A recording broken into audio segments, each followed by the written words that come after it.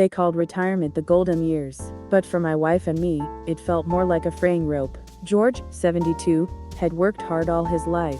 But a single, unexpected medical bill wiped out our nest egg and swallowed the golden promise. Our savings were dwindling fast. We started asking ourselves, could we even keep our home? Every financial advisor told us the same old thing: buy complex stocks, cut our lifestyle, or downsize the house. But George had a different plan, a secret that Wall Street would never understand. It was a simple, grassroots project, starting with just $50, right out of his old garage. It was the hardest thing to look Sue in the eye. I felt like a failure. I knew I couldn't go back to a 9-to-5 job. My health wouldn't allow it. George realized our real asset wasn't in the bank. It was in his hands and the junk pile in the garage. He'd always loved taking broken things and bringing them back to life.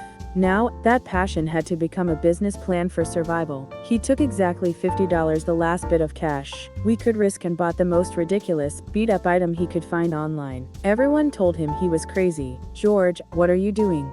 It's a waste of money." Could this really be the pivot that changes our entire retirement? George's neighbor, Bob, I told him, "George, get that money into an ETF, like everyone else." But he was out there every day, just messing around. It looked like a useless hobby, a way to kill time. Starting a business at 70.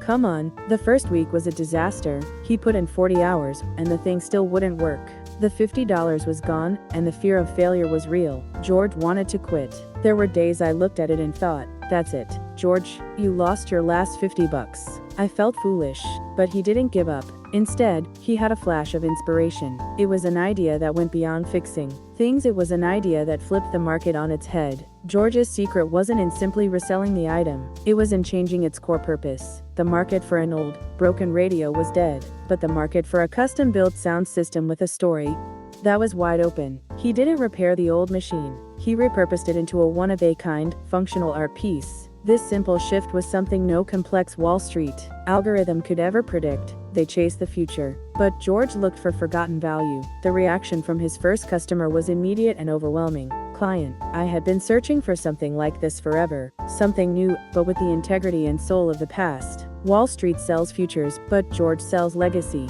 I was happy to pay him double what he asked. It was a steal. Word traveled fast in the community. George's single $50 investment has now generated over $40,000 in pure profit in just 9 months. He hasn't touched his Social Security, and their savings account is stable again. Wife, Sue, it wasn't really about the money. It was about seeing him be George again, to feel useful, to know he could still win. George, Wall Street is complicated. It's built on fear, but my value was simple. I found it right here, in my hands, with $50. I didn't need a trading floor, I needed my old shed. If you're out there worrying about retirement, just look around. What's your $50 project?